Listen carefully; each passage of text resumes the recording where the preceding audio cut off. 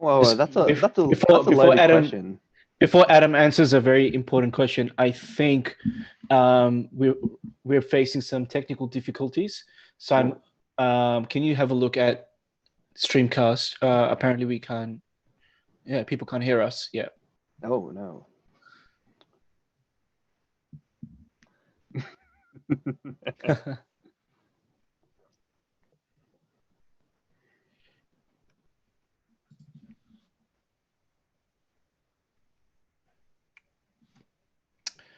Bing bong.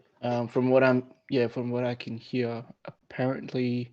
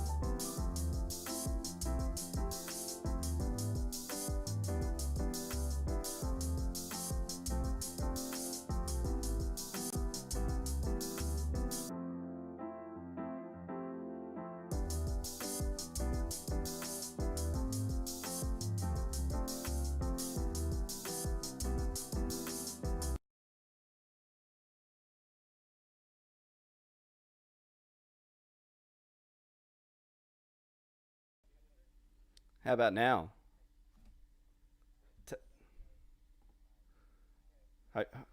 Hopefully now I've got some audio. Please tell me. Tell me yes.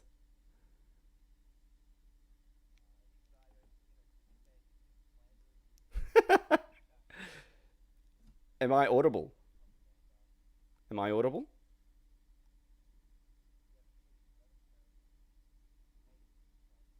Whoa, whoa. Hold your horses.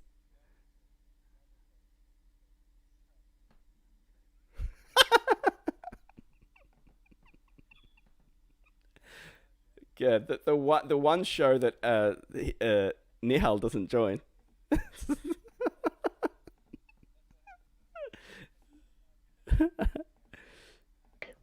Even though the people can't hear what we're saying. Unfortunate. All right. Let's try this again. Are we all three of us, are we audible now? How about yeah?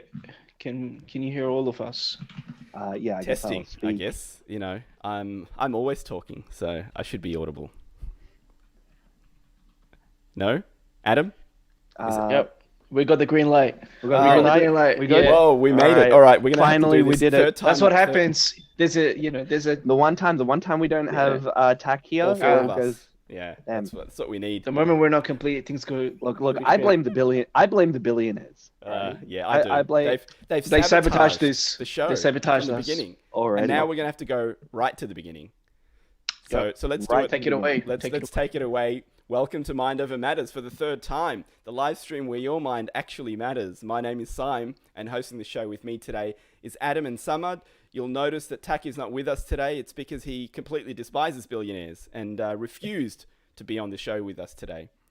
But every week we discuss and debate the hottest topics as requested by our viewers and listeners. Today we'll be looking at COVID-19 by the numbers, vaccine developments, and the recent criticism surrounding Victorian Premier Daniel Andrews. But up first is billionaires. Should they exist? Last episode, we had a robust discussion about socialism, which never managed to make it to the topic of billionaires. So it's back this week by popular demand. We were keen to have a billionaire or two on the show as a guest with us today, but as expected, they've all declined. Are they hiding something? Or are they just wondering who we are and why we've asked them to join a random unknown podcast on the internet? Who knows? We'll never know. It's just one of those mysteries. But we've got the next best thing. We've got Adam from the Billionaire Boys Club. So if you want to wave your hand to us, Adam, I might start with you, mate, since you're playing as the billionaire here today. Tell me why you don't pay your fair share of taxes, mate. Well, what do you mean? As a billionaire representative and shill tonight, I pay what I earn at the expense of all the hard work I do. All right, and I contribute as a billionaire way more than the common man. All right, that's just how it is, mate. It's always been the case. But no, in all realness, yeah, like this topic came by popular request because people want to know about whether billionaires should exist, right? And I think it kind of goes into a lot of questions, whether moral, philosophical, and all that. I guess we can kind of start off with what you guys think about what you think the question of should billionaires exist and what does that mean to you guys individually. For me, I think when I hear should billionaires exist, it's more of people asking, should people who like earn a lot or have a lot of resources such as money or whatever it may be able to live in abundance or live well off while others live in poverty or in poor conditions. I think this, to me, is what the question really comes down to. But what about you guys? What do you guys think when you hear should billionaires exist? My view is that I think in any society, whether you follow capitalism or some form of socialism, that some people are going to stack down the bottom and there's going to be a few stacked up at the top. And there's a whole bunch of people in the middle. But it's important that those with a lot of wealth also do something or whatever they can to support those in the bottom rungs who are stacked down the bottom. And so for me, where billionaires, it's not so much a question whether billionaires should exist. I think that phrase to me represents that should those who are wealthy, because at what point do we say it's just too much wealth? We've arbitrarily, some people have arbitrarily said it's at $1 billion, but what if you've got $998 million or $99 million? I mean, if we say, well, they should get an immunity. Yeah, they should get an immunity. If billionaires, if we say billionaires shouldn't exist, well, you know what billionaires do really, really well? They figure out ways so that they can still circumvent the system, and that means that they'll figure out a way to only have exactly just below $1 billion all the time, so that's one side of things. So I think what we're really saying when we say should billionaires exist is that high wealth individuals ought to pay their fair share of taxes. But also. To me, it's unavoidable that they exist. And just to give you, to illustrate a point. Well, I thought I was shilling for billionaires. Well, I am. I think trading places. All right, I better take this off.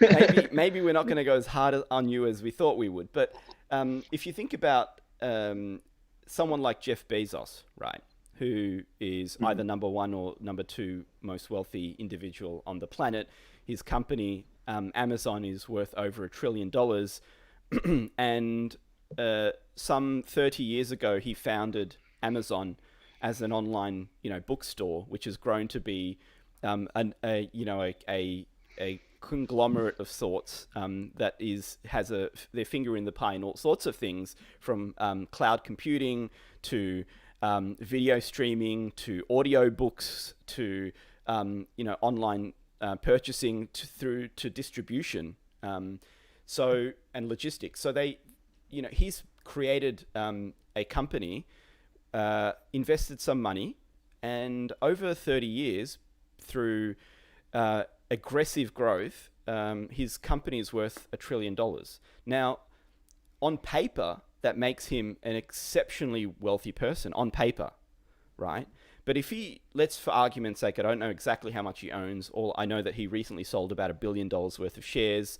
He also got divorced, so and that's also he's going through clearly a change in his life right now. But he's in 30 years has made let's say he owns 50% of Amazon. I know that number's slightly below that.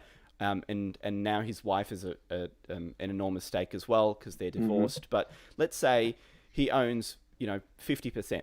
Well, that makes him worth $500 billion, and that's on paper. But how much of that we can't tax him on paper value of a company, because if you were to sell all of that wealth, all of those shares at once, the share price would crash, and Amazon shares would be worth a tenth of what they are. So immediately you'd lose an enormous amount of wealth for not just himself, but everybody else who owns a share in that company. So on paper, he's a billionaire. And in real life, how much liquid wealth does he have? Yeah, if he sold all his shares, he'd be very, very wealthy. Funnily enough, one of the questions that I had prepared was that most billionaires are theoretical billionaires in the sense that it's the value determined. Based on their wealth. Like, how much of it is liquid? How much of it is in gold? How much? I want that $1 billion gold bullion that's in their $1 billion mansion. And it was funny because I was reading online a little bit about what other people kind of thought about the existence of billionaires and how we should, like, quote unquote, tackle them.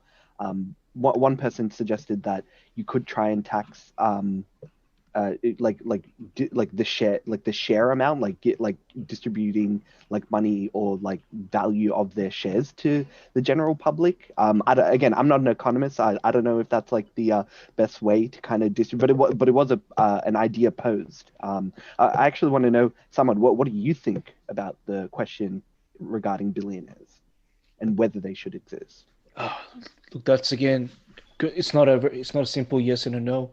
There's a reason why they exist to begin with. And I think if the things continue on the way they are right now, that question will then get pushed to, should trillionaires exist?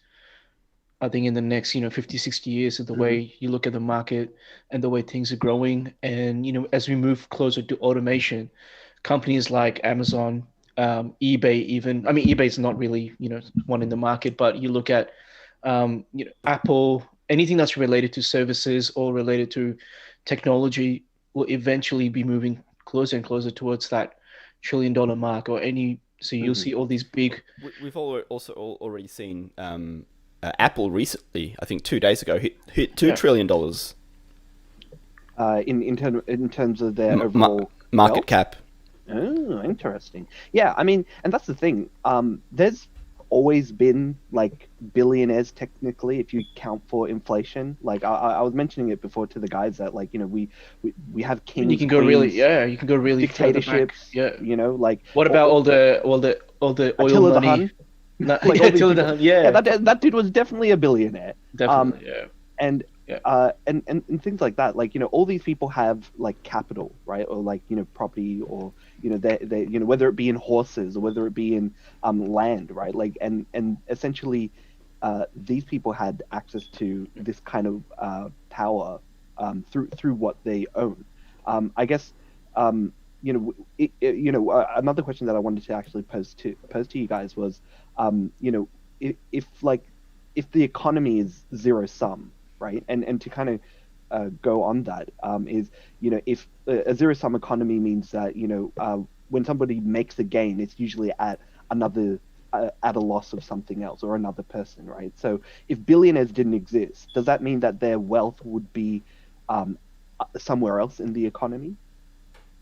Yeah, absolutely. Yeah, absolutely would. So in any zero sum game, you're going to have, especially in an economy, if billionaires are hoarding their wealth, it's at the expense of them using that money to create productivity of some other sort, which means creating other jobs, and which means circulating their wealth around, right? So yeah, I think, again, there's going to be people who stack down the bottom and people who stack at the top. What's more important than for me, the question is, rather than should billionaires exist, is how do we prevent them from hoarding all the wealth, right? And then preventing those down the bottom from moving up, having social mobility to be able to kind of move up the ladder. And part of the problem is a lot of some billionaires are doing this okay, where they're reinvesting their wealth. I know, for example, we criticize Jeff Bezos quite a lot, but Amazon actually reinvests every single dollar that they make back into expansion and creating more jobs, right?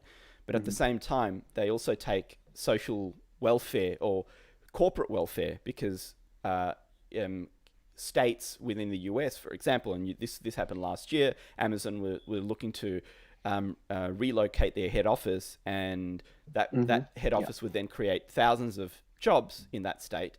And so states were actually and what bidding to get saying, them. We will fund your move. We will pay for, subsidize the cost of these jobs. Because you're bringing all the jobs along with you, yeah. And to me, that just seems ridiculous. And this is what I mean, that we tend to socialize or create a welfare, not just a welfare state, but we create welfare for these billion-dollar billionaires and their companies as well. And that doesn't seem very fair. And Amazon and influencers, I think we were talking about this earlier today, influencers get free products, right? And that allows them to, they don't have to spend money in other ways because they're getting free products by the company. These billionaires operate very similar fashion, right? They states will be at their feet begging for them to move their head office or creating a new factory in their state, and the state that provides them the most tax benefits is the state that's going to get the that new flashy new Amazon office, right? So these are some of the systemic problems, and so I don't think it's necessarily billionaires that are if we criticize billionaires for having so much wealth, we have to also appreciate them for what they contribute, which is they're creating new jobs, but we also have to criticize for what they take advantage of is corporate welfare. Also, you got to look at the innovation that's coming along. Through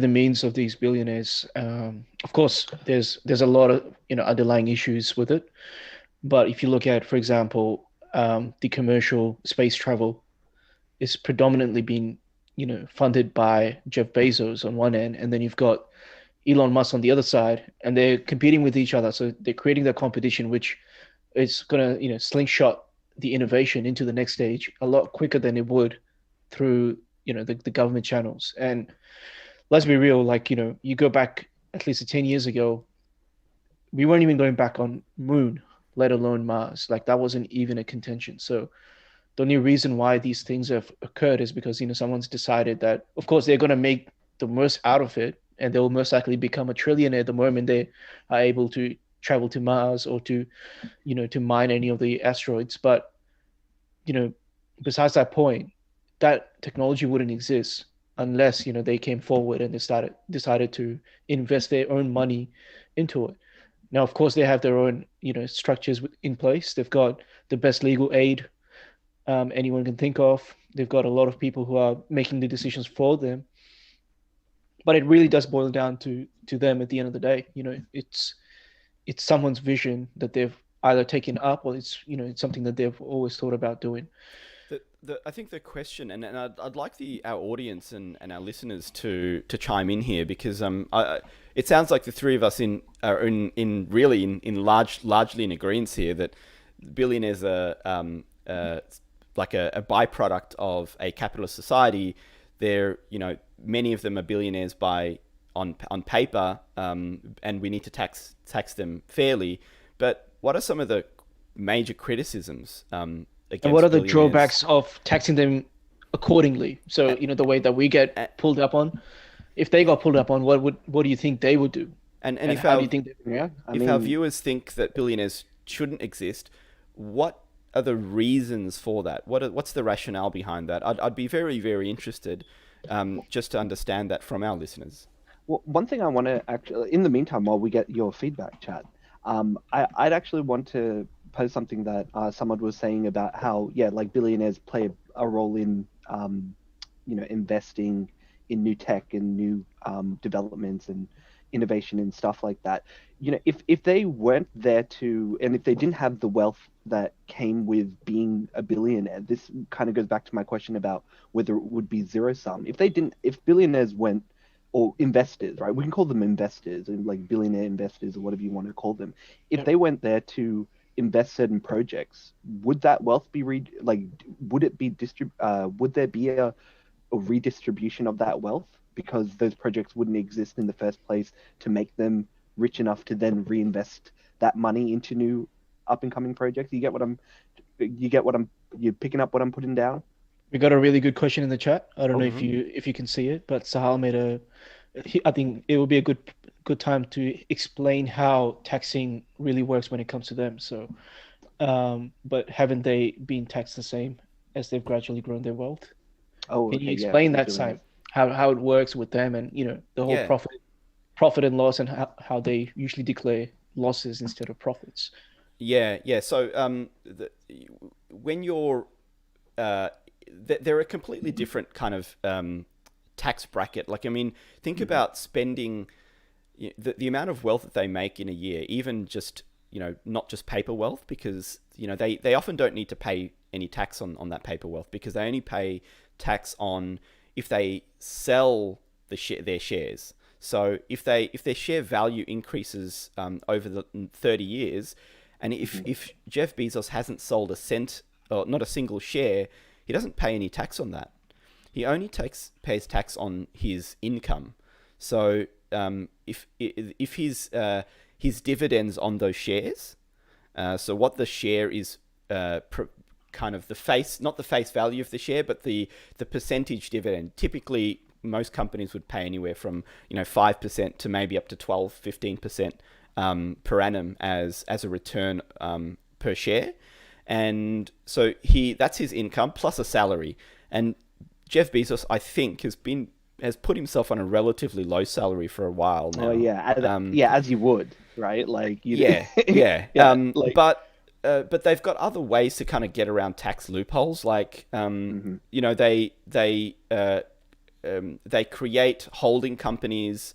So rather than having, Amazon as a company that, so that they pay less tax, they create another company that holds Amazon. So it's a holding company that owns Amazon, and then they get that they basically write off a whole bunch of expenses, particularly around assets. They can write off assets from the holding company, and they pay even less tax. So bear in mind, billionaires pay two levels of tax. They pay their corporate taxes, which is typically most countries have about anywhere from 20 to 35%. I think Australia has 28% at the moment. At one stage, it was 30%. The United States may have 25%. Other countries have more favorable corporate tax rates, and so billionaires, what they will do is, if Ireland has a tax rate of 5% for corporate tax rate of 5%, well, if I'm Google, then it saves me $100 million a year to move the head of my operation to Ireland because I'm paying anywhere from 20 to 25% less corporate tax.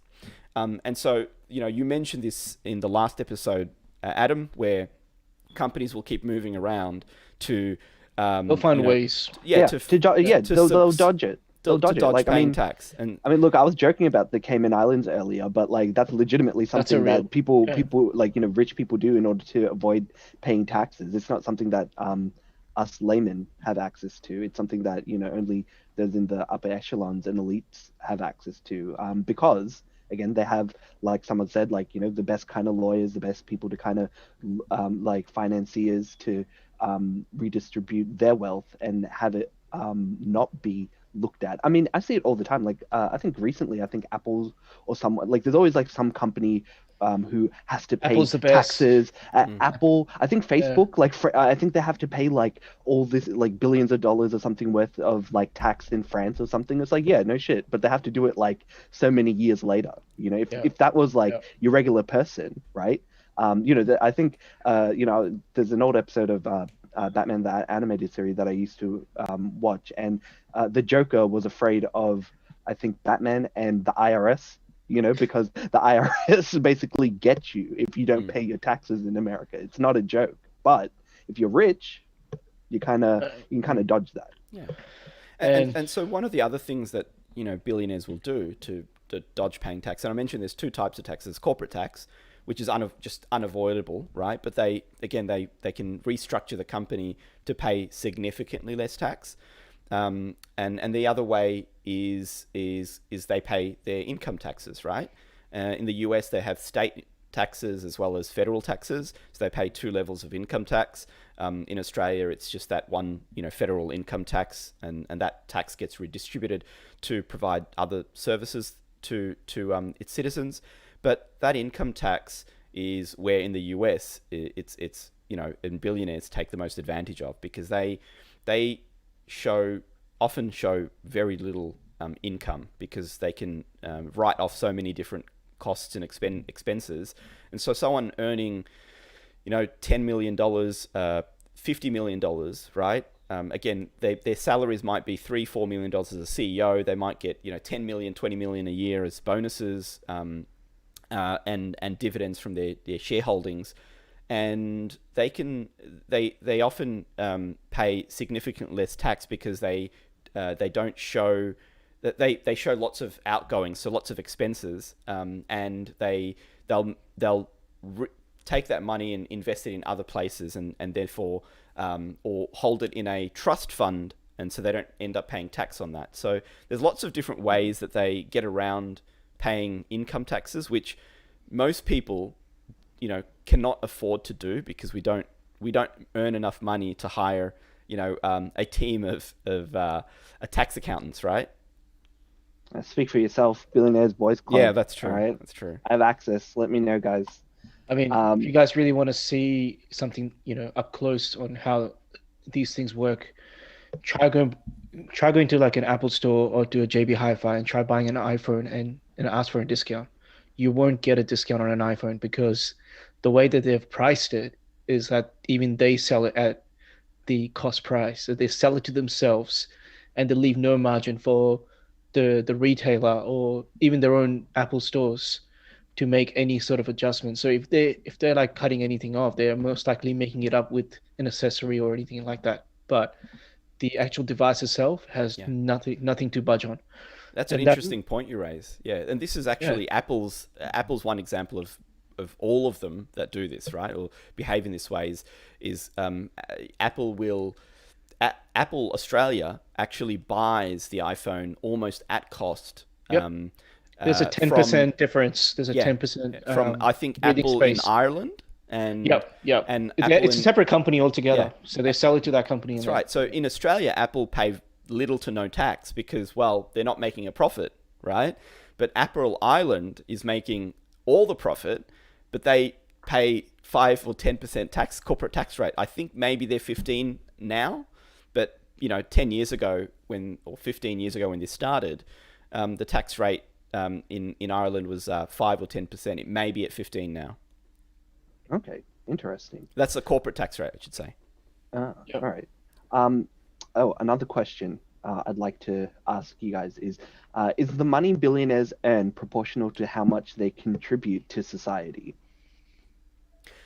The answer, and how do you determine that? How do you determine? Well, I do have a follow-up question, but I want to hear you and the chat if you believe that's okay. First. Yeah, I'll ask the question. No, Sam, you take it away. You take it. Why are you guys scared of the little billionaire Adam? So I think it's very, very obvious. Someone's knocking on my door, man. The answer is no, right? Okay. That billionaires do not earn according to the effort that they put in. I think some recent studies have shown, and again, I can't recall the exact multiplier off by heart or the ratio, but on average, CEOs earn 30 to 50 times more than the average worker in the same company. So and that's higher in some cases and lower in others, but on average, it's I think 30 to 50 times as much. Now, do they put? They certainly can't work 30 to 50 times as much because there's only 24 hours in a day, right? So the Well, speak very for most, yourself. if they were, You just hire other people to work for you, at mate. the very most, they could work, 3 to 4 times if they didn't sleep at all. So, but no, would it? I don't think it's necessarily wrong that CEOs and founders, especially founders, earn more than, and significantly more than the average worker in that company. I don't think that's unfair because, again, it comes down to the enormous risk that they took. So, if the money is yours and the idea is yours, and then you've built a company from scratch using your money and using your ideas and putting blood, sweat, and tears into it, and after 30 years, if that company is worth $1 trillion, I don't think, to me, that yes, that they've made an enormous amount of money, and it seems unfair, but they've come up with an amazing idea, and it should incentivize others to do the same if they want to. Now, again, luck and timing and upbringing and privilege, all of connections, all of these come into the picture. It's not a coincidence. Jeff Bezos didn't have his own money. He got I think $100,000 or $200,000 invested from his father. Maybe Okay. 250,000 Jeff Bezos got. Donald Trump got all of it from his dad. Yeah. And so they're not successful necessarily. Many of them are not successful because they've Come on, he got a small note. Yeah. He was Where, given where did it where did Elon make his money? Was it through PayPal or am I thinking of something before else? PayPal. before Yeah. before Paypal. He had, But well, he did. he But does he come did from a make rich PayPal, family. right? Oh, doesn't he? I'm pretty sure he comes from From South Yeah, it comes South from Africa. Yeah. relatively Yeah. well-to-do family anyway. Yeah, Yeah. yeah. Yeah. Yeah. But I mean that comes in again. That doesn't mean that every single entrepreneur that's created enormous wealth, came from privilege. But it does have a lot to do with it. What about you, Summer? Do you think that billionaires earn proportional to how much they contribute to society? No, definitely not. We still have, of course, you do see them putting in, the effort to, I guess, like improve everyone's, lifestyle and our living standard. But when it comes to, what's happening in the actual community and how they contribute towards it, I don't think it's, proportionate in any means. It's pretty obvious. I think the reason why we even have this question arises from that same thing, because we don't feel like they contribute enough towards the society. Well, some billionaires do, though. Like if you Some, look yeah. at Warren Buffett, Buffett, Bill Gates, yeah. there's a whole consortium of these billionaires who have dedicated Their to, foundations. to giving away 98% or 99% of their wealth in their own lifetime. Now, in the top 10 billionaires on the planet, I think 6 or 7 of them have pledged to do this. So, I mean, it means that they're going to leave 1% of their wealth behind to their children. So I think the billionaires think in a different way. They think, okay, well, if you increase taxes on me, right? That tax, the money that you take from me is going to be less effective in the hands of the government in implementing, enormous social change, and then every dollar that I am able to keep and do philanthropy with, right? That's their justification. They think, well, if you take $10 million of tax money from me, well, if I were able to keep that 10 million, I'd be able to be more effective at solving some of these social problems than you will be as a government. That's the way that they think, right? I just want to answer a question in the chat from Alif. What are you drinking, Adam? I'm drinking water. I'm boring. I'm trying to hydrate, mate. And it's Stay not that. hydrated. Yeah, it's not that like $100 a bottle kind of water. I'm Tap keeping bottle. it. I'm keeping it tap. But yeah, no, it's a really good point. Voss water. Boss, is that a really expensive brand? No, it's not really. It's in Coles, mate. Oh, okay, mate. You see, I don't know. I'm not up with the water meta game. But yeah, no, it's a really good point. Like, yeah, like billionaires and I guess people who are wealthy would think that, well, yeah, with my money I'll be able to utilize it in a more effective way than the government. And look, I think we can all agree that governments aren't always effective at introducing or implementing everything, right? Like there's usually some kind of lag or time point where they're trying Bureaucracy. to. Yeah, well, yeah, there's a lot of red tape. Yeah, exactly, all that kind of stuff. A follow-up question that I wanted to ask you guys as well, and I think I kind of know the answer, I think, but I think it's good to ask as well. Is the money most professions earn proportional to how much they contribute to society? Ooh.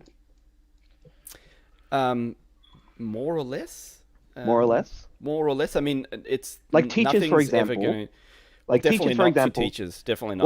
Well, And but that's it, right? Like, so, and I think that's where it comes down to. I think, we like the price of how effective, like how important, like the next generation of like Education, yeah. education should be really important and should be prioritized. But Mm. unfortunately, like a lot of people get into teaching, and that kind of drives down how much you would pay for them, because the access to how many teachers available directly impacts the market for the price of how much a teacher would be able to earn, and vice versa That's a for anything. supply and demand problem, Well, though, yeah, right? Yeah. yeah, Yeah.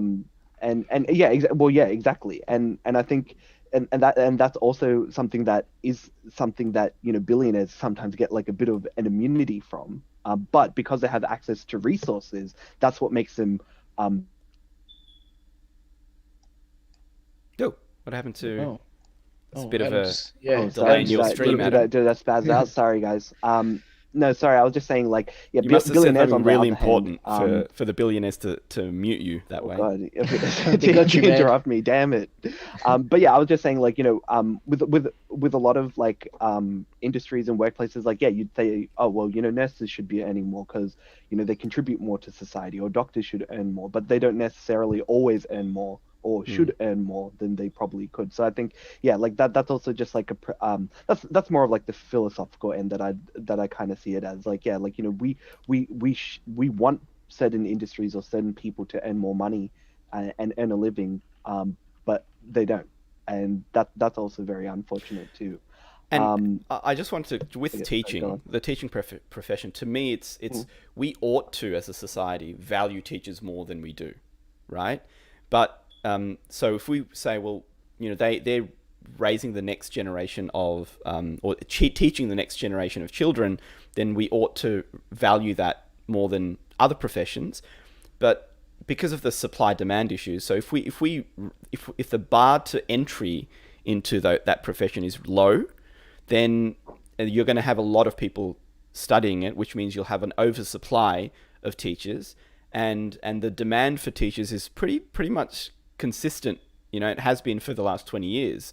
Um, so what that means is that their salaries aren't going to go up. And if you look at medicine, for example, they have a very controlled intake process. So every year, a percentage of doctors will retire. That might be, I don't know, 5%, 10%. I don't know the exact numbers, and mhm. Yeah, whatever, yeah. they only replenish the number of doctors that are planning to retire. Plus, they'll add just a small percentage on top of that. So they don't they To account for the control. increase Yeah, in they population. control Yeah. the supply of doctors, and they do that through the quota of medical medicine entry places available at universities. So the doctors control the doctors association, and I don't know which one in particular, but they control the supply of doctors. So they can regulate, they can control how much they make. Now, with other professions, it's not so easy to do that. Yeah.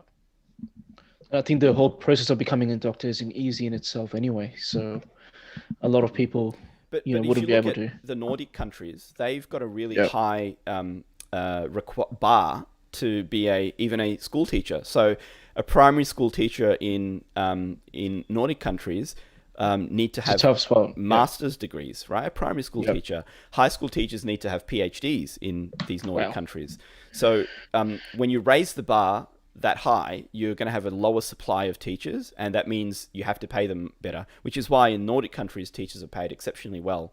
And also, it goes Would you for... say it affects the overall, I guess the impact of having someone who's so educated, so well learned in that particular field, that would also impact the students because of course they're getting a higher level of education, the quality increases with it. So Yeah, you'll absolutely. have so you'll see maybe a spike in the average IQ Yeah. across the board. Yeah, Yeah, and I think, Yeah, I it's again, think like a there are kind of like studies just that show bounces off this. each other. Yeah, there are studies that show this, and maybe we can kind of provide a link in the description on the YouTube video for this. But there are studies that show on a bell curve where the Nordic countries fare higher in education in many of the metrics that are assessed. So it's it's the level of teachers, the quality of the teachers, and the bar that the standard that you set for teaching obviously has a pretty major influence on the quality of students that you produce. Yeah. yeah, So I mean, before we drift off, just be mindful. I think we should address our second topic. Ah, oh yeah, indeed. yeah, So yeah. We'll yeah, do, we'll do. we'll do. I just I wanted to just kind of ask, maybe just like maybe two more questions before we move on to our next topic. But first off is it really billionaires that are the problem? Is it like, because we you touched on it before, Simon, about like, what about people who are making like $999 million, or is it people who have like multi-million dollars? Like, should they be something that we as a society should be like having more of like a microscope looking at? And does it really come back to a question about, well, is it the problem that we have with billionaires or people who are exceptionally wealthy, is that they have like a big, great influence on our society and governments, and that's why we don't like the concept of having people who are billionaires per se, because they can spread their influences far more and maybe assist in like social engineering, for example. That's a very interesting question. Yeah, am I worried about billionaires' social engineering? I don't Well, know. not necessarily social, but like well, it's like, is our kind of fundamental dislike of billionaires per se that people have, like, oh, billionaires shouldn't exist. Does this really come down to, well, these people are in places of power and they're able to use that power to influence the general public or the average person? No, I think what we're for me at least, and that's the only example I can provide. I kind of look at there's a lot of people who are in need, and who are, again, I use this phrase, stacked down the bottom of the food chain, and there's just no way for them to get up. There's no way for them to have any social mobility to move up that ladder, and it bothers me that we can't do much. That the way that the society is currently structured, in the way it distributes its wealth, that every time we talk about social welfare for these individuals, we always find a way to resist it and say, well, there's just not enough money in the budget. And America's an example of where they constantly are fighting this battle. But then when it comes to bailing out these massive corporations, when they absolutely mess up the entire economy, and we saw this in 2008, they get bailed out, and again, they got bailed out during this COVID-19 Yeah. this Correct. flash crash, and these large corporations, they get corporate welfare more than social welfare, and when you see that these billionaires, the owners of these companies are so wealthy and still getting handouts, and then they turn everyone else against the people who are on welfare, when they themselves are getting the handouts. I think that's what bothers me the most, and I think we all that we have a sense of altruism where we want a system to be fair and just, and it's not currently reflected in what we have at the moment, and so we need someone to blame, and the target right now just happens to be billionaires. The target will move on, as it always does.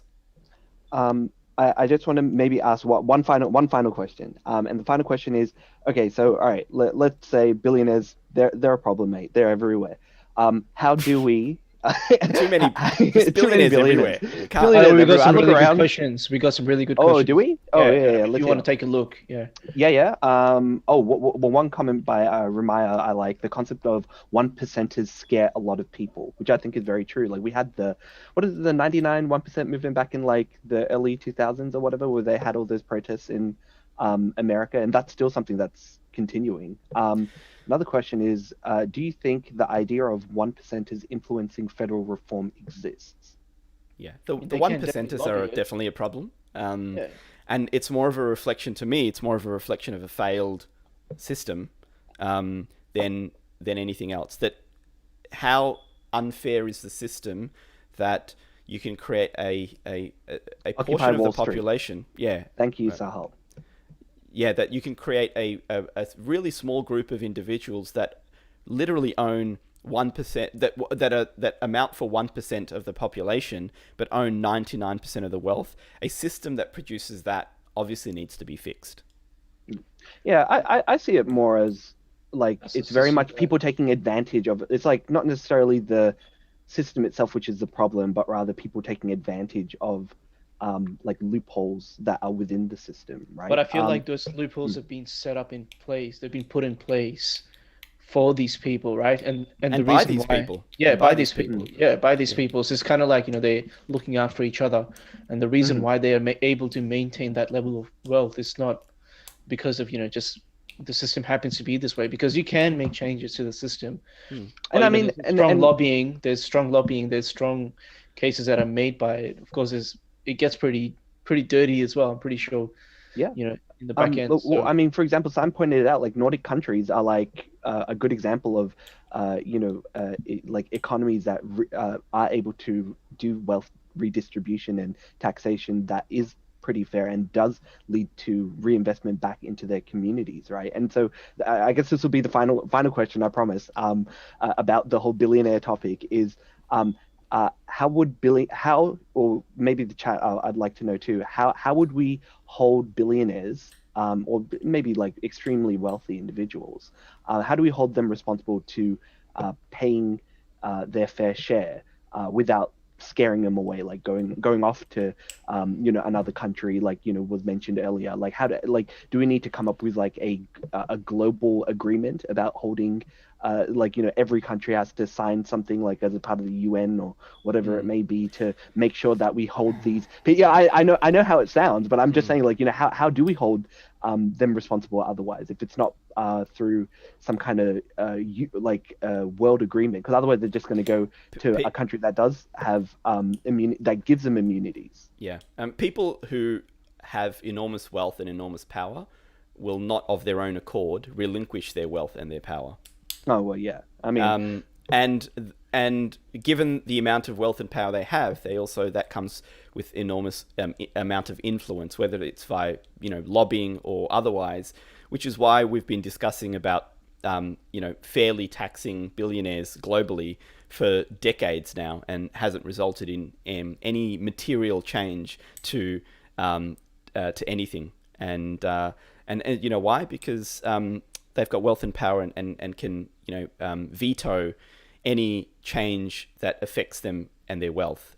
So my problem isn't capitalism. My problem is crony capitalism, which is the system that we largely see throughout the United States and surfaces in other places. We don't have so much of that in Australia, and the Nordic countries. So surprisingly, many of the Commonwealth nations don't have less crony capitalism.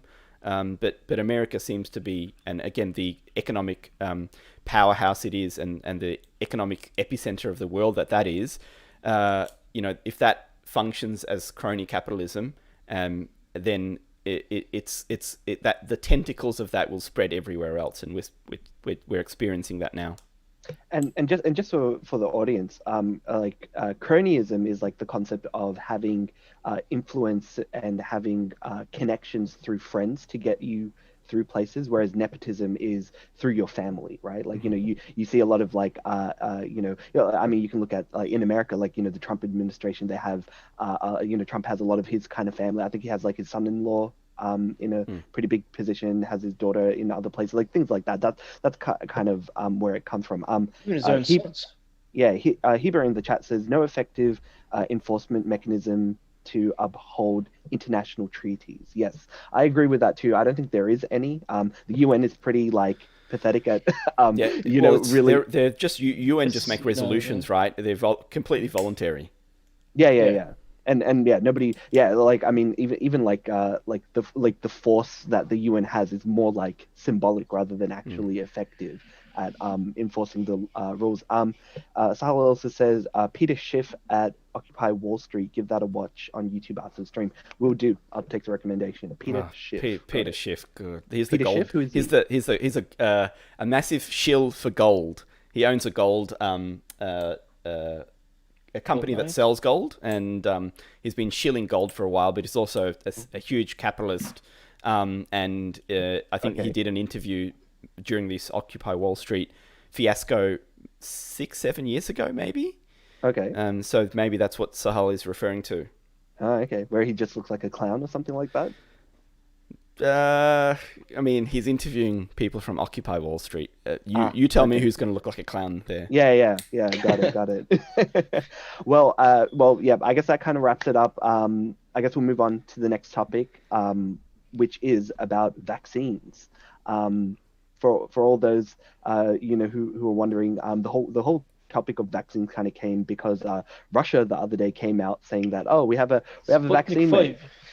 It sounded like a rocket ship, man. Yeah. Like, didn't they call one of them rockets like the Sputnik or something? Yeah, Sputnik 1. Yeah. I don't even know what Sputnik means, but they're using it so commonly.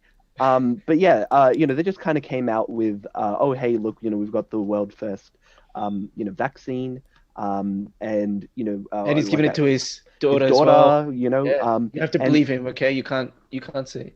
Yeah, and I think a lot of people are obviously kind of questioning about like the validity of this vaccine candidate. Not mainly because they haven't like shown their work. Like if you're a teacher and like you do you see a student given like answers to a test or something, you want to see how they got that answer, right? Like we want to see how that we're not just gonna take Russia at face value. It's like just give ourselves vaccines and we're cured of corona, mate. Like, and that's unfortunately why there's getting a lot of skepticism. Now, for people who don't know exactly what a vaccine is, it's essentially a medical tool that is used in order to cause a internal immune reaction against foreign entities in your body. So, for example, coronavirus, a lot of the initial kind of ways that we're developing a vaccine is to target the spike protein. Now, if you guys might have seen it on the news, like what a coronavirus looks like. It's like it kind of looks like a bowl and it has a bunch of like these like spikes on it. And that's essentially where coronavirus gets its name from. Corona means crown, so it looks like it's got like a crown shape around the actual virus itself. And so this spike protein is essentially what is used in order to gain entry into our cells and make us sick.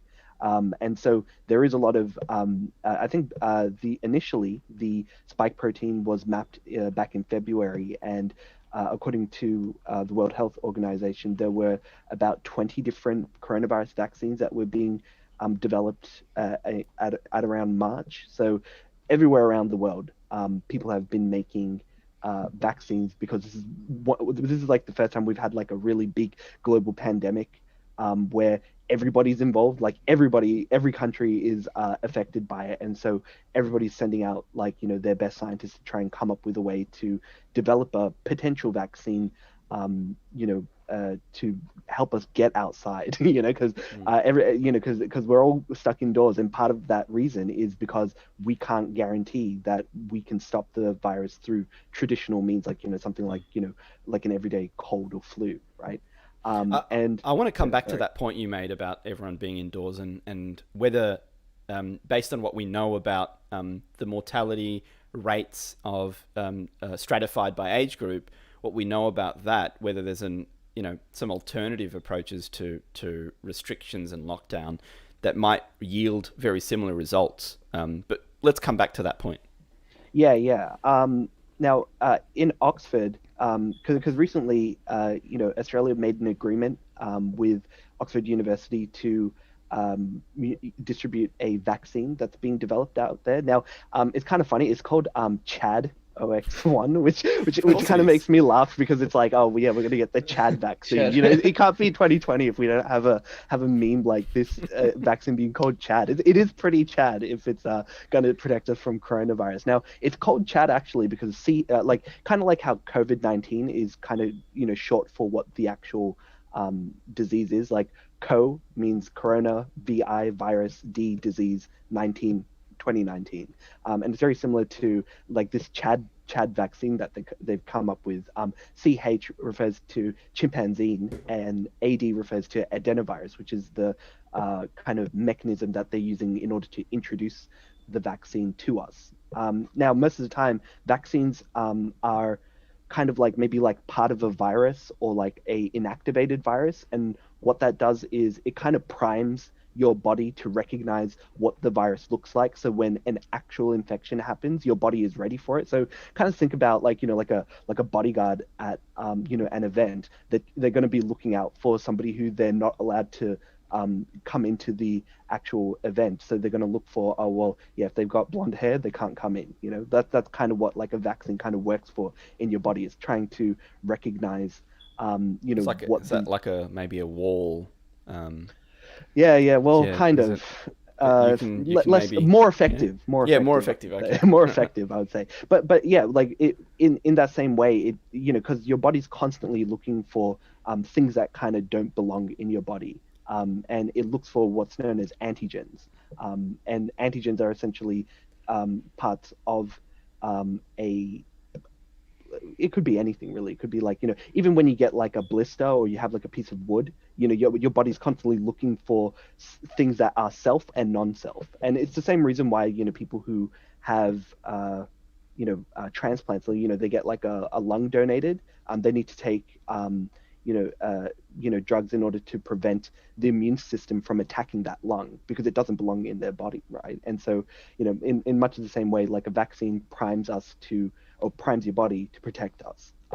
So yeah, like vaccines are a good thing, guys. Just putting out that's the official statement But from the Mind of Matter podcast. I've heard right? otherwise, mate. I've heard that otherwise, 5G cell towers Yeah. have been Yeah. causing We're coronavirus. we're getting microchipped. Microchipped. Yeah. And Bill Yeah. Gates, after Bill Gates. the whole He reason is a billionaire. he He is a invented billionaire. Microsoft Windows is because he wanted to microchip us 30 years down the Yeah. track. Yeah. It's a window into I our heard it. lives. I heard it, mate. It must be true. Yeah. But yeah, like it is cool to see that. We're like because kind of it's kind of crazy that we've come to the point because it was predicted that it would take over a year plus for maybe a vaccine coming out. Like I was a little bit more optimistic because we've had like the whole world kind of putting all their manpower to try and figure out something. But we're kind of getting there, and hopefully And the other half of the world putting their manpower to try and deny everything about it. Yeah. Yeah. Well, I mean, is that the case? I don't know. Like, I don't know. There seems to be a lot of people who think it's a conspiracy or a plandemic. no, they're like, there's no, a lot of that's people like a like minority. that. That's like a minority of people, man. Like people. I mean, there's like, gonna be 500,000 of them. at that event or whatever. Yeah. So they I got say. invited to it. I got invited to it. I got invited to it too, man. What? Yeah, No I one think- sent me an invite. What's going on? Ooh, yeah, I'll we'll add you to it. I'll link you We'll up. add you to it. But yeah, no, I think ultimately, like, hopefully the trials from this Oxford vaccine that they've developed hopefully comes out good as it's going through third phase trials. And if it's Speaking successful, speaking of the success of the vaccine, do you want to take a look at what Sahal said about the head priest saying that they're not going to administer the vaccine because what do you? Okay, yeah. they say it's linked to abortion and it may cause birth defects. I haven't really heard about this one. I don't know if you had. Yeah, I thought that statement was further clarified recently, like yesterday. Well, I'll read the question out. What do you guys think about the head priest that says that they won't use the vaccine because it has links to abortion? Like as in the vaccine causes pregnant women to have abortions? Is that essentially what it is?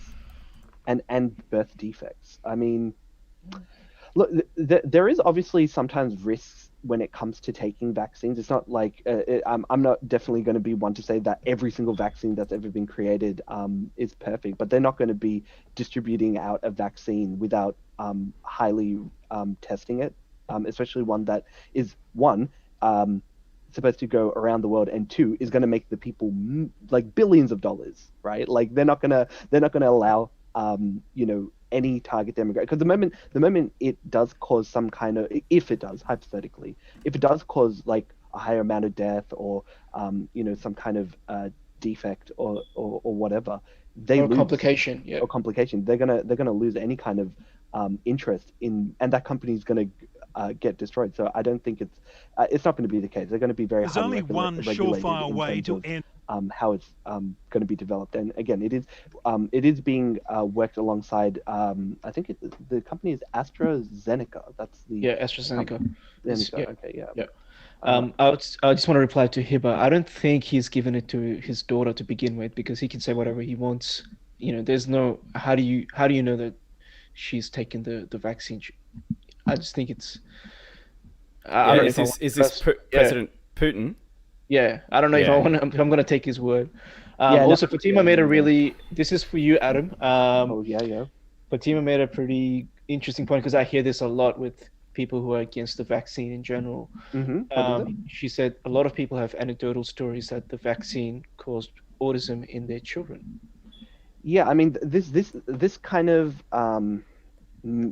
like falsehood kind of originated from, I think, the 90s. It was like one scientist like did like released a study, and It which was was later retracted. falsified the data. Yeah, yeah, falsified the data in order to show that vaccines cause autism. And yeah, it's been retracted. There's been like there's probably been hundreds of studies now just to kind of like prove that vaccines do not cause autism. Yeah, because it's still a very common belief. Like there's, Well, yeah, I mean, like again, shows it's not based to on say this. that it's not to say that you should anytime like someone comes out with a vaccine, you should just immediately take it. Like, look at our skepticism towards the Russians having a vaccine, right? Like that's a completely, like, that completely shows that you shouldn't just have you shouldn't blindly just take vaccines just because someone comes with you and like shows their code and shows you, oh, look at all these vaccines I have.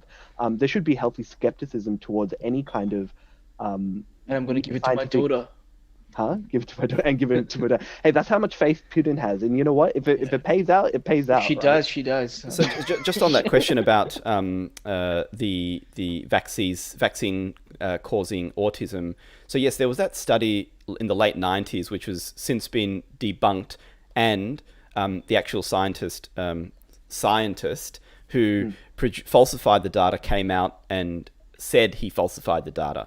But Yeah. in the age of the internet, it's impossible to close that Pandora's box, right? Yeah. Well, it's like this saying where it says that like the truth, by the time the truth puts on its boots, the lie has already gone around the world, right? Yeah, Like it yeah. takes a very long time. Like, and you see it all the time with like news as well. Like, when there's some kind of report that comes out, people see the big headline and they're, oh, look, it's X or Y happened, and then a couple of days later there's the retraction, or there's the edit, or there's the clearing, and nobody looks at that. Nobody cares about that anymore. Yeah, and that's exactly what happened But I think at last the, at week. the, sorry, go ahead. Well, I'm saying, yeah, that's exactly what happened when the UN officials said, the asymptomatic cases don't, Yeah, don't spread I the was hearing. virus, or like don't spread it at they don't do like the same kind of damage, and they probably don't, because of course you're not,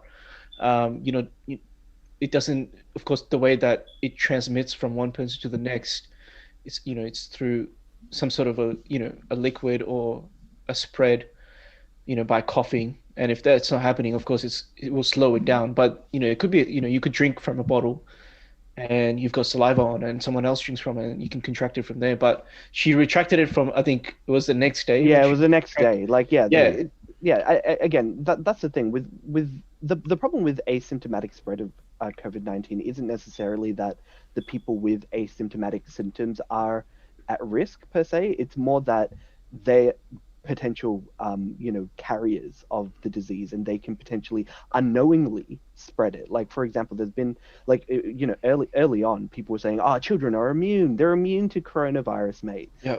But now, like, we've been seeing that that's not the case. And not the case in that they're like, children, at least so far, haven't been shown to have really severe symptoms, but they do have the virus in them, and they become the carriers. yeah, they are potential carriers. I think they have like I've actually got a statistic. I can pull it up. Yeah. Yeah. So this it's is like the they one. have like 10 to 100 times more what is it? Viral loads. Subject said, does that mean COVID-19 is a lie? Do you guys think it's a lie? I need a clarification. A lie in what regards? Let's first have a look at, before we get to Savic's question there. So I've got a chart up here, and this is the death rate, or the mortality rate or fatality rate, whatever you want to call this, by age group. And of all the cases, if we stratify this by age group, 14.8% is those 80 plus, so what that means is nearly 15 out of every 100 cases of a person who's over the age or 80 or above will likely die from COVID-19. But compare that. By the way, is this a global stat, or is it a Chinese? This is from the Chinese CDC. Yeah. The Chinese CDC. Yeah, this is the Chinese CDC. Right. Yeah. So the I think the one, and this may be a little bit old, so I haven't had a chance to look at the latest one here. But if you look at the 20 to 29-year-olds, it's 0.2%, and roughly the same amount for 10 to 19-year-olds, 30 to 39-year-olds, or all about 0.2%. It starts to go up from about 40 plus, it doubles to 0.4%, from 50 to 59, 1.3%, and so on. So it does affect one group of people more than others, but it doesn't mean that young children can't get it and won't die from it. Or it just means that if you're younger, you're likely more healthy and don't have as many medical complications and comorbidities that results in death. But yeah, sorry, go ahead. I'll remove that from the screen. No. But I mean, it's pretty important, like, in a sense, to get like a relative perception on, like, to the general audience and people like who is most affected by COVID-19, because it isn't a death wish if you get it, if you're like in your 20s or something, but we still don't know what the long-lasting effects of COVID-19 is either. Like, there's a lot of people who've been shown to have like heart complications, lung complications, issues with their nervous system, and we don't know, like, if that's going to be like, maybe you survive, like, what is it? There's a lot of people who've been like losing their like sense of smell, sense of taste, hearing, just like crazy stuff like that, which is why it's kind of moved away from being just a respiratory disease to something, they're still trying to classify exactly what it falls under. Like I think that's the concern, right? That because it's still unknown, and even though, like, maybe like people who are younger aren't going to necessarily die, which is quite strange in a sense that it's usually people who are younger and older who are at risk of being affected by diseases, like, historically, because they're usually immunocompromised in some capacity, right? And also another demographic that is also affected, people who are immunocompromised, people who have like HIV, AIDS, stuff like that. So yeah, like it is something that is affecting people who are older, but that's not a surprise. It's this, I see the way that people are like, oh, kids are immune, we should just send them back to school. Well, yeah, then we make it a hub spot for kids who do have the autoimmune diseases, well, who just have the virus, right? Like, I think what like children with COVID-19 had higher nasopharyngeal viral loads of SARS-CoV-2 than adults, and what, 51% displayed COVID-19. Sorry, I'd have to show shows the study, but yeah, it was released relatively recently. So yeah, so children may be a potential source that Yeah, might a be major able to spreader. Yeah. yeah, potential. Someone, what was the question that someone posted with is COVID-19 even real? What was that? Yeah. I want to follow up. I want to follow up. yeah, I want to yeah. know what he Let's means. go down that track. Yeah. Well, that's a very interesting one because again, that just opens up the whole conspiracy, right? Like it's almost a can of worms, I would say. You know, people don't believe it's a real thing, and of course, like with the higher survival rate, you know, which is like what 99.9% in Australia. Well, I think no. The recovery it's, rate, it's recovery rate is really high, isn't it? The recovery rate is really high. Yes. yeah. Which is like what I think I think I said the wrong thing. It's the recovery rate, which is 99.9%. I think just based off that, a lot of people don't believe it to be a real threat. Some even say that the flu they had this year felt worse than the COVID they felt as part of, it's supposed to be this deadly virus, and because that's how it's portrayed in the media. And I think where do you think, like, are people right to think the way they think when it comes to this, or is there like some sort of responsibility as well? Because again, yes, there is that the survival rate is very high. You will recover most likely. I mean, it's very high here. Yeah, it's very high here, but relative to other countries, it's not as high. Because what's our death rate here? I think it's like 1.9. But right? I think countries that have an aging population also see a larger fatality rate as well. So it's the younger the population, the lower the fatality rate you're going to see with COVID-19. But I think you made a really good point, Adam, about saying that we don't yet know the long-term effects of this. So people who have contracted COVID-19, they may have recovered, but that we don't know the long-term effects of that, and we need to be cautious of that. So whatever we do, they did say that it may damage your lungs. There's some people have noticed neurological damage as well. Damage to tissues, the nervous system. So we don't fully understand it yet, and we're trying to make as governments around the world are trying their best. Well, some are not, but Australia at the very least is trying its best to make appropriate policies and find the right balance between freedom and restrictions with that reduce the chance of spread and death. It's always going to be a hard balance to strike when we still don't fully understand this virus. Go ahead. No, I was gonna say, for people who think this isn't it's something that it's overhyped. I'd like to ask you guys, what do you think is the top leading cause of death in America? It's COVID-19. No. Just in general. Like every year, what do you think people die from in America? The number one thing. I don't know. Cardiovascular disease. You got it. Heart disease. Heart disease kills 647,000 people per year, according to the CDC. Next, it's cancer at 599,000. And then after that is accidents, so unintentional injuries, 169,000. And COVID-19 currently has 181,000 people dead. So it's already been in the third leading cause of death in America. And it's just its premier year in America. Yeah. And that's with lockdowns, right? Like that's with America having every state having.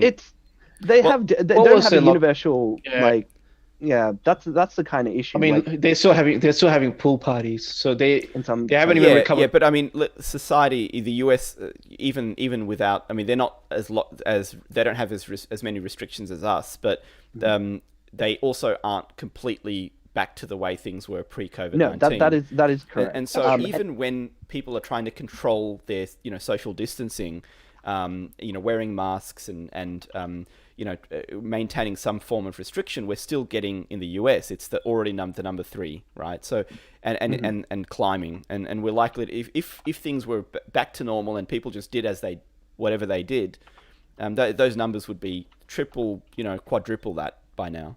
Yeah, and just to point out, influenza and pneumonia, so those are kind of combined together. That's the 7th leading cause of death in America at 55,000, and so coronavirus has killed like just over 3 times more people than influenza and pneumonia in America. So I mean, yeah, like to people who think that, oh well, it's not that serious, like, well, I mean, it's killed 3 times more people than and it's new, it's brand new, it just came to the scene, it's hot, it's fresh.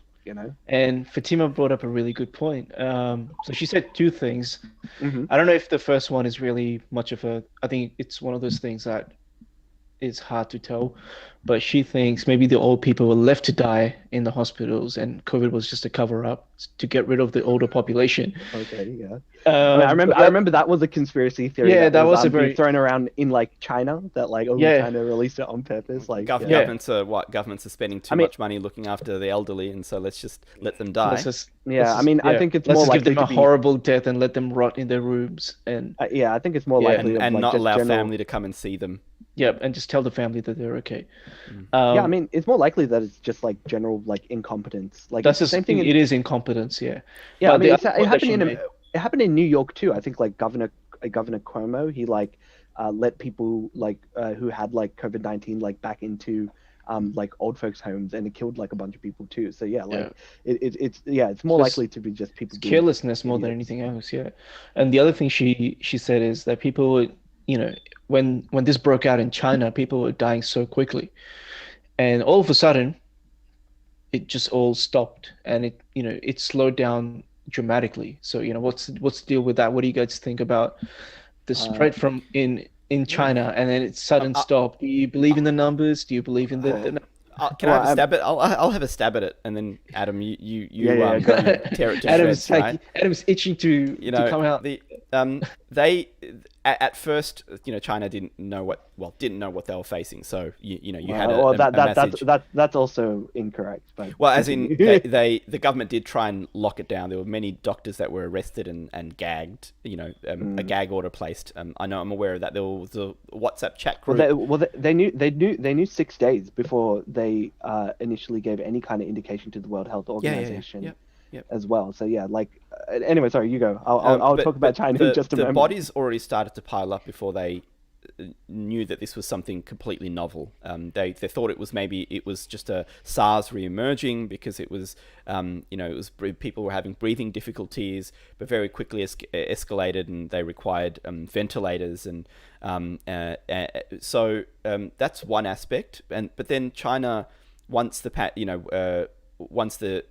news spread and the world knew about what was happening, they went to severe lockdown. So they went hard early, right? When I say early, it took a couple of weeks, but they went really, really hard. And you weren't, the point where they bolted. Yeah, they bolted pit doors. Like, I mean, you can't. That if you want to prevent spread, they built 3 hospitals overnight.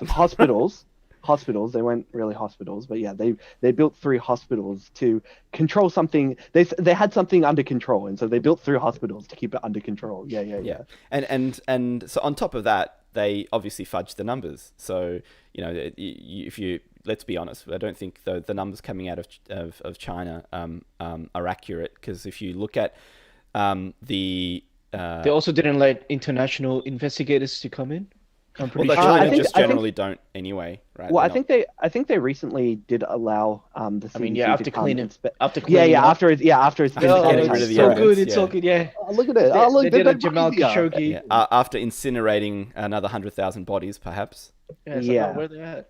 I mean that was the thing too. Like, I mean, if the people want, I'd love to do a section about all the kind of Chinese cover-ups and. Fatima says, was it a man-made disease? So here's the thing. I'll field this one. Man-made is a very loaded term that I've been seeing a lot of people, especially in the media, using to try and dismiss the origin of this particular virus. Something man-made doesn't, like, when people when especially if you kind of read a lot of articles, people say, oh, it's not man-made, which is to say that the virus wasn't like kind of developed in a lab. Each DNA strand wasn't like created at like a microscopic level to develop a the SARS virus that we're kind of dealing with now, COVID-19. I think when people kind of question about like whether something came from a laboratory doesn't necessarily mean that it's man-made. It could be something that's been something that's being studied, that may have potentially leaked out into the wild, so to speak, or the wild of China, so to speak. And I think that's what people are saying when people say, "Oh, this may have come from a lab," and people try to conflate it with, "Oh, this was a man-made virus." I think that it's me personally. I think there is probably you can't dismiss that it may have originated from a lab just because there has been cases of viruses escaping containment in laboratories In in China. China, Yeah. in America, and in Australia, by the way. Yeah. Yes, we have had. Yes, it did not get a lot of attention. Containment But breaches in China have, though, outweigh most other countries. well, yes, I mean, given that it originated there, right? Like, but yeah, like I think that's the main crux of it. When people say man-made, that seems to suggest, oh, it was like genetically engineered and it was manipulated and then it was released and oh, they're trying to attack everyone. This isn't. That's a completely different kind of and to be fair, Biological warfare. yeah, that's like people that's the trying thing. Is the real question here? Mm. Was there malicious intent in whoever and however that In releasing virus got released? I think that's what people. So, because to no, me, I don't it think doesn't so. really Yeah. so much bother me whether it was, whether China had been studying a virus that they've put together. It's not unusual that we might even create viruses for the sake of studying them, so we can understand its attributes and characteristics. So that Correct. when So- real viruses spread, that we're equipped and we have the science to be able to produce or respond to that virus with some data, right? That we have. Yeah. So it's Yeah, not it's called- unusual. Yeah. Those kind of research is called gain of function research. So it's looking at how these viruses are able to, or whatever it may be, pathogens is like kind of a general term for disease-causing entities.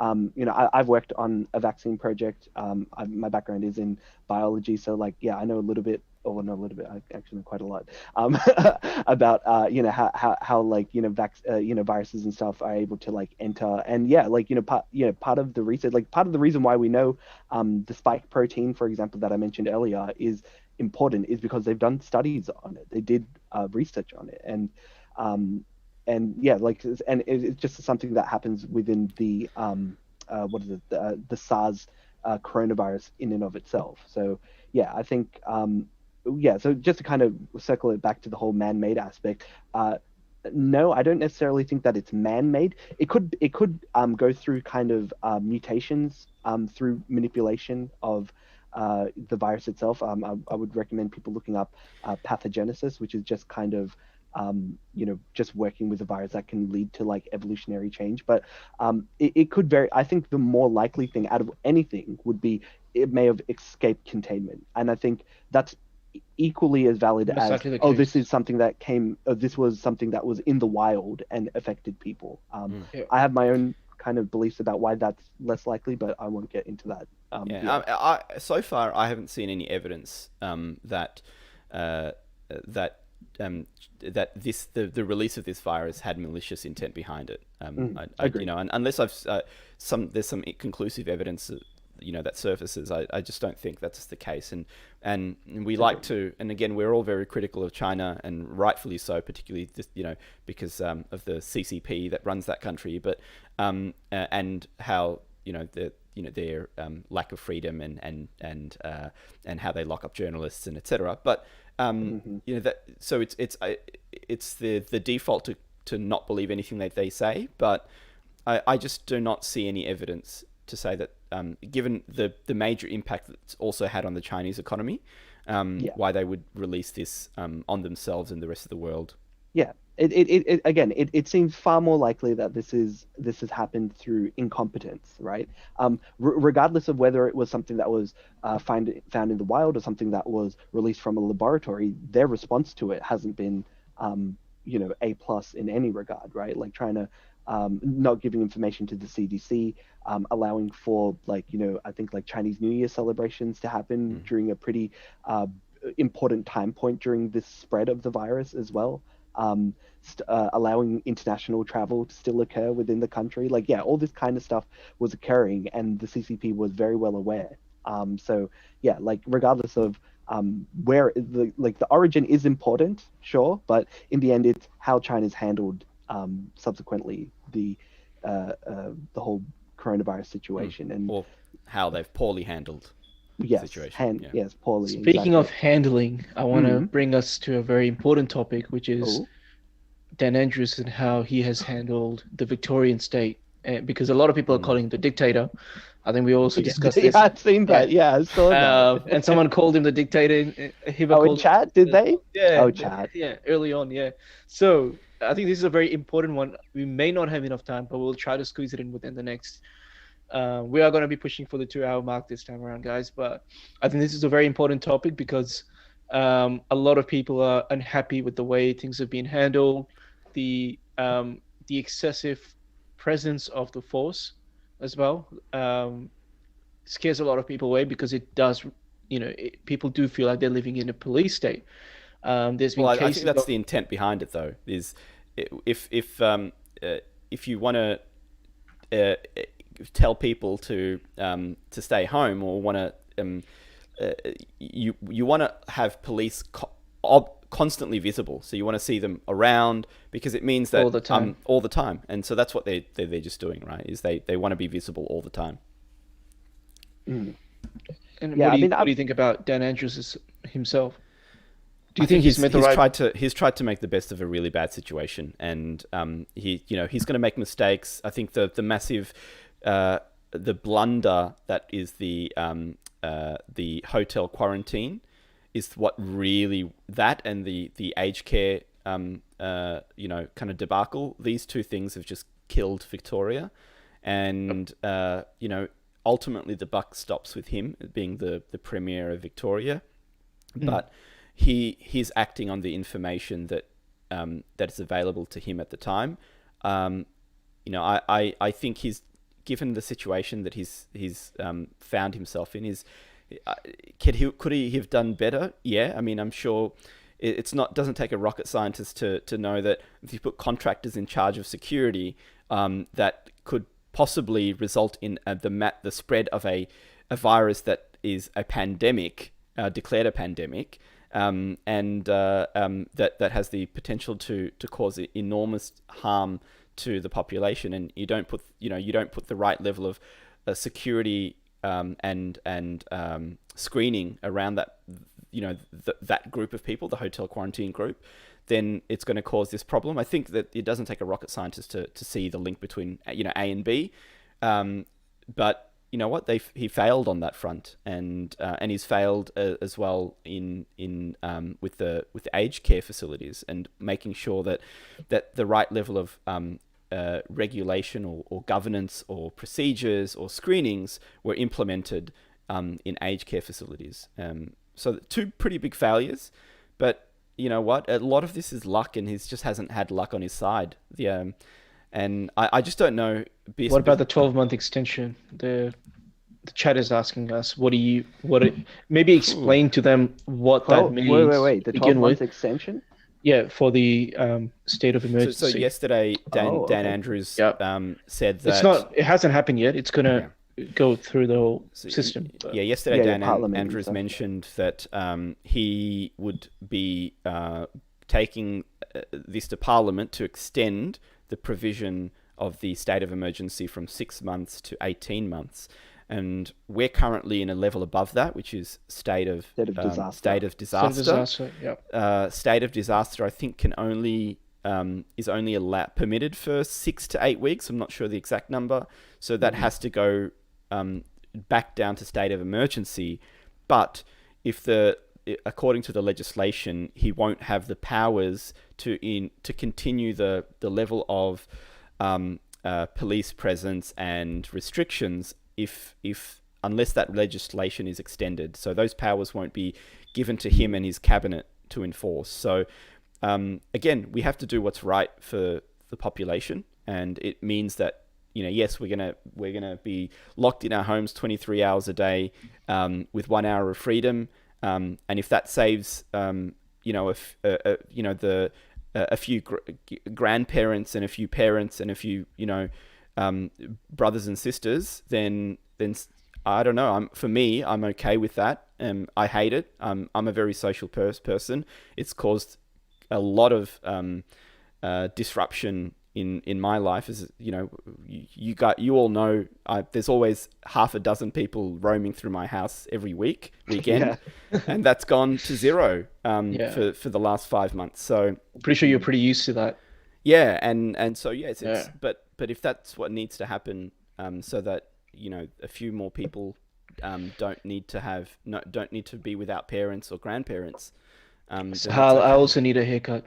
Yeah, I'm using the headphones to keep it in check. To Gets out of control. Yeah, it gets out of control. We've got two statements I think that I would probably want to touch on before we decide to call it off. So we've got a question in the chat, which is a pretty good one. COVID-19 has impacted different countries in different ways. Do you think this is because of the economy, ways of life, to the way the way of life that you are used to? Of course, every country, the culture and everything has its impact. The way people socialize, of course, plays a big role. Or is it just the mechanism of the virus in that particular region? So is there a mutation in certain parts of the world? For example, the US, you look at India, now you look at Brazil. These are the three big countries. You've got, of course, South America, North America, and you've got South Asia. Do you feel like the country itself, the population density, the economy, the culture and the way of life, does that come into play? Or do you think it's just purely based on the virus itself, that it's probably more deadly in some parts of the world? Is that... I think the question there, if I were to paraphrase it, is does the virus, spread and transmission and impact of the virus change depending on different factors like of the population? Absolutely, yeah. So if it's an aging population, you're going to have a higher fatality rate. If the country or that community has experienced a virus outbreak before, like I know many Asian countries have in the past, and so they've already established a lot of hygiene practices, and they're used to some of those hygiene practices. Maybe such as mask culture. Mask culture, absolutely. Like it's not uncommon if anyone has done air travel. Yeah, done air travel anywhere in the world. It's not uncommon to see some, a group of Asians, or commonly see Asians roaming around in an airport wearing masks, even though there's no pandemic, right, or no known virus in the area. And that's just because they're used to common practice. It's common practice, and it's just basic hygiene. It's not uncommon for them to carry around hand sanitizers and other cleanliness habits of certain cultures. So they all contribute to and the density of the population as well. That all contributes to the transmission and hospitalization and death rate. Absolutely. Yeah. I agree. Like viruses over time become more adjusted to the human host, because of course, with coronavirus, it wasn't it doesn't have a human origin, right? It more than likely, through an analysis that we've done on it, it probably originated from a bat. So it over time becomes more adjusted to human biology through evolution and selection, and becomes more efficient at infecting humans over time. It was the same case for SARS back in 2003. But the big thing about coronavirus or COVID-19 is that by like from the jump, it had a huge affinity towards human biology, and that's something to be quite wary of too, in terms of what that means in terms of where its origin is. And again, I can get into it in another podcast, but I think to kind of go back to the Timo also question, feels like it feels very draconian. draconian, yeah, Yeah. yeah. I mean, absolutely. Yeah. It is. definitely. I mean, curfews. We've never had curfews Yeah. before. It's No, not a thing. in living memory, never. Yeah. Yeah, I asked people and they're like, no, never had a curfew like in my lifetime before. It's very, and like maybe since maybe World War II or something, right? Like maybe we might have had a curfew then, but like unless you're like in what is it, in Tasmania or something, where they have like just general curfews because there's nothing to do there after like 7. It's very unusual for like Victorians and whatnot to have curfews, but that's like like it obviously will feel draconian because you can't just you have to go out for a walk, and No, you an only have hour, mate. You got you only to have keep an it to an hour. You I'm only have hungry an right hour. now, but I don't know how I'm gonna get some food. There's nothing. Yeah, I've got a I don't know. I've changed my views. I think what we should have done is gone full Full lockdown? lockdown? much earlier, correct. right? And Yep. That's Instead of- 100% what we should have done. Instead of playing by the year, I Yeah, think that's and- what we. And messed up. once we understood the virus a little bit more, which I think we've got a better understanding now than we did 5 months ago. Now that I think we ought to protect the high risk population, so people in aged care facilities, people returning back to repatriating to Australia, and people that are immunocompromised and have some a very high risk comorbidity, and I think those populations need to be protected. But I think I'd like at some point because this is the long haul, guys. Like I'm serious. Like we're not going from stage 4 to stage 0 in like 6 weeks. It's going to take 6 months, possibly longer. Like there's figure out how to keep yourself busy. But what I'm saying is there might be another way, and I'd like to see high risk individuals and people. Even if you may not be a high risk individual, that if you live with someone who's a high risk, maybe those people are in a higher lockdown, but the rest of the population maybe can slowly, again, safely return back, and maybe in tranches, so you don't do, not everyone go back immediately, but you do it in small tranches and see how that affects the numbers. But we need to protect high risk individuals, and we also need to open the economy. But we need to do that safely. So to me, I think even the reality is you and I, even if we contracted COVID-19, that we have a 99.8% chance of surviving that. And in fact, there might even be a 99% chance that we may not even notice it. That it may just, if we didn't get tested, it may just pass as a common cold. But for others, it is severe. So how do we protect those individuals? And that's, I don't have the solution right now, but I think, some phased, lockdown on high risk individuals, and everyone else going back to work might be a step in the right direction. One of the things that Fatima mentioned in the comment section that Dan Andrews needs to think about alternative ways to tackle this problem. The problem about going back out too early is that we may recover from it, but then as soon as the travel starts, we may start infecting people in other states, which will again backfire on him. So he's in a very tough situation. You got to understand that other states wouldn't like it if infected people travel from this state to the next state.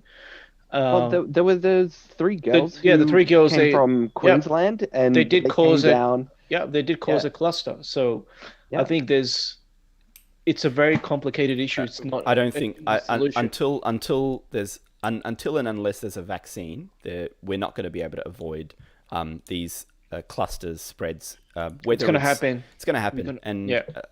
unless we reach herd immunity with some vaccine, which I don't think is likely. No. In all the countries that have been trying to test. What about Sweden? Because that was one of the things that the people who believe it's a pandemic believe that Sweden has it all sorted out.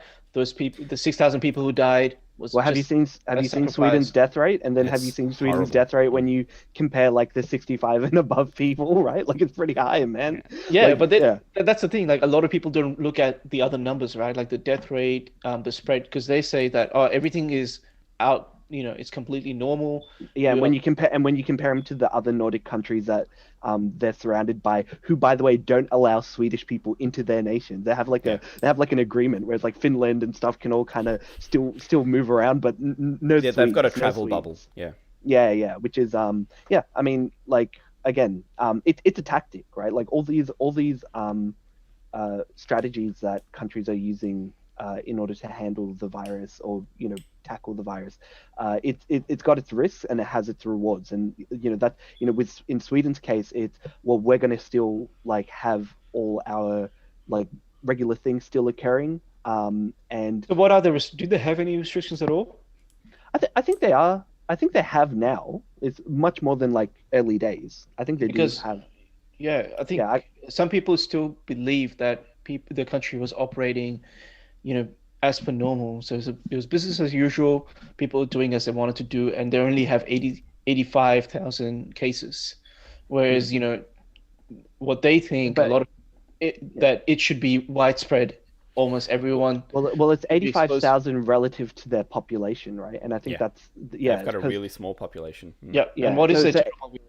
And it's the same thing. Like it's the same thing when you look at Australia and New Zealand as well, right? Like when somebody gets infected with coronavirus in New Zealand, it's far more significant than one person being infected with coronavirus in America. Doesn't mean that but that being said, just because one person gets affected in New Zealand doesn't mean that, oh, well, now it's the end of the world in New Zealand. They've been doing a pretty decent job over there in keeping things under control. And even when they had like a cluster that happened, and they think it's like due to like food they went hard food and stuff early, right? Like they did full lockdown stage 4. So we only recently got stage 4, but they had stage 4 like literally almost as their first stage. And they had zero new cases for 101 days, I believe, maybe 102 days, and then they had these mystery cases appear, and then they went back to lockdown.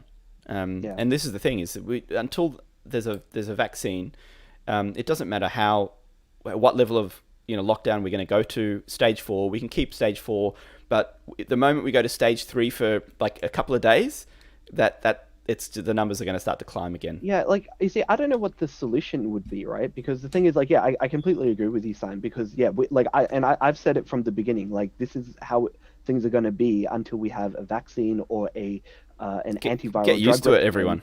Yeah, well, I mean, realistically, right? Like, because unless you have like an antiviral drug regimen, like something in order to keep people healthy and maximize population survival, right? Yeah. And until then, and again, that's the it really comes down to the goals, right? Like goals of like a government or a society. If it's, hey, we're trying to save as much people as we can, then that's the direction that we're heading. If it's kind of what Sweden's going for, which is, well, we want to maintain like normal like living conditions and not impact our economy and stuff like that, that's the decision they've made, and they've taken steps to do that. And so we will see, like, maybe like years later, really, kind of the effect of what these strategies were, because this is the first time we're going to have access to all this kind of new information.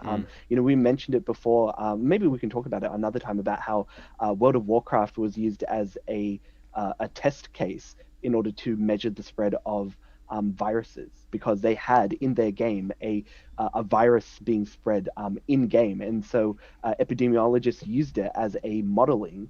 People should check it out. It's an pandemics. Maybe we can go over it some other time. Yeah. But yeah, it's really cool. Look it up online. I think it's called.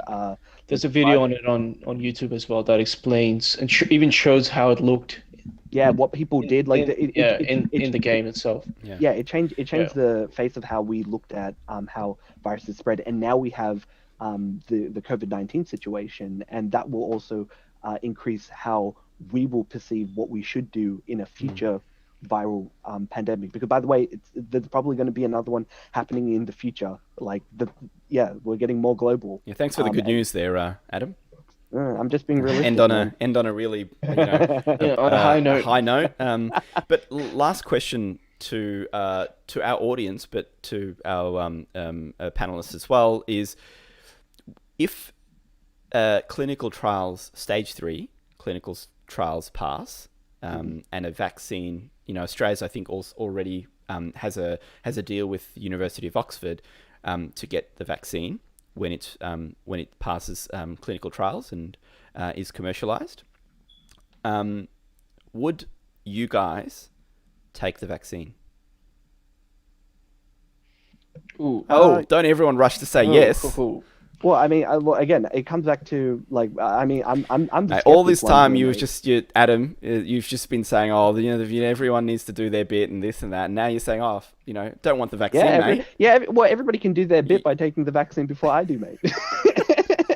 No, but realistically, like, yeah, if it means like people, because that's the thing, right? Like, because I think people were even like criticizing, I think, wording of like how this vaccine is mandatory, right? And that also started scaring people too. It's like, mandatory? What do you mean, right? Like if me taking Fatima says no way. By the way, no so way. We've got a no. My answer would be I don't think I would immediately take it. I think I would wait a little bit. I'd like other people to turn to zombies first. Perhaps, and then start mutations. If I see the zombie effect is not happening, then I'll take it myself. So what's your what's that cap? How long? How many people? How many people have to like bite the dust? And how long do they have to be? Well, it's 3 other people. So it's you 3. Well, Tak's not here, but. Tak's gone to get the vaccine. He's trialing it for us. Adam and Samad, if you 3 take the virus and it's safe, then you will. Then I mean, hey, bro, you're more at risk than me, man. So someone's got to do the show. Like, hey, you're more at risk than me, man. You should be the one trying to take it first, man. I don't know, mate. I don't know. We'll see who's at risk. Sultan says he will only take it if it makes him a billionaire. Ooh, that's gotta have. I like how he tied the vaccine back to billionaires, which is both of our topics for this evening. Well done. I think if we had prizes to give, I'd definitely be giving you a prize. Definitely. Also as a side note, so Fatima also brings up a point that I think this was mentioned the first time. ScoMo came out and said that it's going to be, it's going to be free to everyone, and it's going to be mandatory, and it's going to be given to the vulnerable communities as well as the healthcare workers. So my problem with what Fatima says is, why is it the vulnerable communities? It's not just the vulnerable communities; it's also the healthcare workers. Why would he give it? Why would they administer it for the healthcare workers? Because they're the frontline. Members of the community, who are dealing with it, day in, day out. So they wouldn't just give it to someone that would, of course, like show the side effects and go down that road. Because that would be a big blunder. So I don't know. I think there will definitely be side effects in certain people. I don't think it's going to be like a thing across the board. Yeah, I mean, like vaccines generally cause like itching and scratching, and you do maybe get like a little sick because again, that's your body reacting to what's being entering. Again, like I was saying, it's supposed to prime your body for a potential future infection that occurs. Would you give it to your kids, Simon? Yeah, this is what I was going to say. That's a very interesting only one. After I've taken it myself. Okay. You have to test it yourself. Stab it right in the heart, and see if it works first. Yeah, I mean, first, obviously, vulnerable population, healthcare workers, few of my friends, few of the hosts on the show, and then, I mean, maybe you want us to be the guinea pig, huh? Guinea pigs, and then my children. I mean, it's only fair, right? But that's probably a wrap for the show, guys. What do you think? We're nearly hitting the 2-hour mark. Yeah. I know that we could probably go on for hours more about this topic. Yep. But And we may bring it up later on. COVID's going nowhere, everyone. So we've got plenty more episodes to delve into. Actually, I just wanted to say I wanted to thank people who came out on Friday to see the Mind Under Matter show that we had. Thanks for coming out and watching that with us and hanging out. It was a big Give us your success. feedback as well. Let us know what you think, what the things that we should talk about, because that's a very relaxed part of our our Yeah, I podcast, mean, come So on. we talk about anything and everything. Yeah. Yeah. And plus, it's not like we have anything to do on Yeah. Fridays. Let's face it. Yeah. So yeah, like definitely check us out on Fridays. Mind Under Matters. Yeah. See you guys later. Thanks for listening. Subscribe if you like what you heard, and we'll see you all next week. Have a good one. See you later. Bye.